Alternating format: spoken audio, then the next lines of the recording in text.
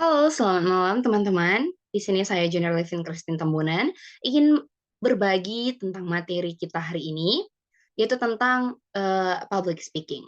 Nah, pertama-tama Junior mau share dulu ya teman-teman, PPT pembelajaran hari ini, PPT materi hari ini. Jadi, topik utamanya itu adalah why public speaking is important. Sebelum kita masuk nih teman-teman ke uh, materi utamanya, we must first know about what a public speaking is. Nah, jadi apa itu pengertian dari public speaking sih, teman-teman? Jadi, public speaking itu adalah public speaking is oral communication done in public. Kalau dalam bahasa Indonesianya itu, public speaking adalah komunikasi lisan yang dilakukan di depan umum. Nah, jadi itu definisi dari public speaking. Kemudian kita masuk ke slide berikutnya, ada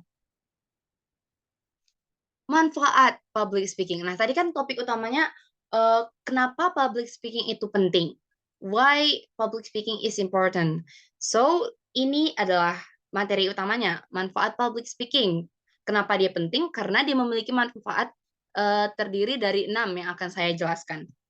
Nah, yang pertama itu adalah meningkatkan kepercayaan diri, increase self-confidence.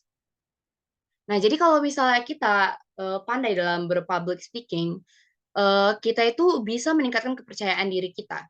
Karena kita udah menguasai, ibaratnya gini, kalau kita sudah pandai ngomong, kita nggak ragu lagi untuk ngomong di depan umum. Jadi ketika kita ngomong di depan umum, kita udah percaya diri, gitu. Kemudian yang kedua itu ada melancarkan penyampaian informasi, streamlining the delivery of information. Nah, jadi manfaat kedua dari public speaking ini adalah melancarkan penyampaian informasi.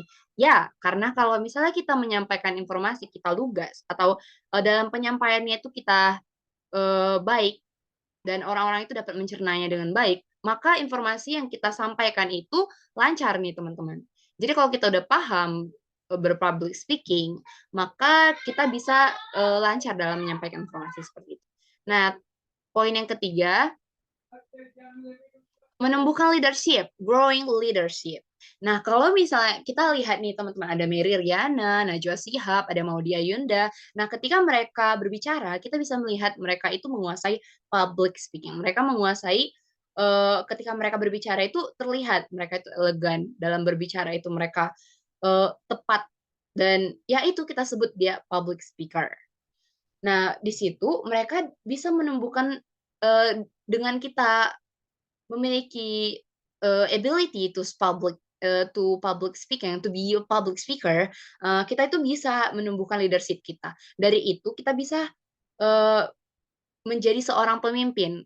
Karena yang pertama kan kita udah percaya diri nih, kita bisa menyampaikan informasinya dengan lancar dan orang bisa menelaah apa yang kita bicarakan. Nah, sehingga orang-orang bisa melihat kalau kita itu elegan dan itu bisa menumbuhkan leadership di dalam diri kita. Nah, poin keempatnya itu ada Mmm, meningkatkan skill berpikir kritis, improve critical thinking skills. Jadi kalau misalnya kita berpublic speaking, kita public speaking itu, eee, sering dikaitkan dengan presentasi, dan juga pidato. Nah, kalau misalnya kita berada di posisi berpidato, pastinya kita harus, berpikir kritis nih teman-teman. Karena kalau kita berbicara di depan umum, kita tidak boleh asal-asal untuk menyampaikan informasi. Sehingga ketika kita berbicara, kita harus menganalisis setiap informasi yang akan kita sampaikan. Itu membuat, skill berpikir kritis kita itu meningkat. Nah, poin keempat itu ada be more persuasive atau menjadi lebih persuasif. Persuasif itu apa? Mengajak.